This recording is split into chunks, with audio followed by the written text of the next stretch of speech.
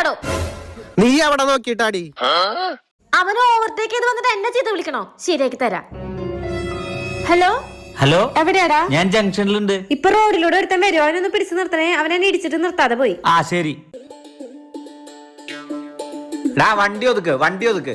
എന്താടാ വണ്ടി ഇടിച്ചിട്ട് നിർത്താതെ പോണേ? അത്ര വലിയ ആളാണോടാ നീ? ഇപ്പൊ അവള് വരും, എന്നിട്ട് പോയാ മതി.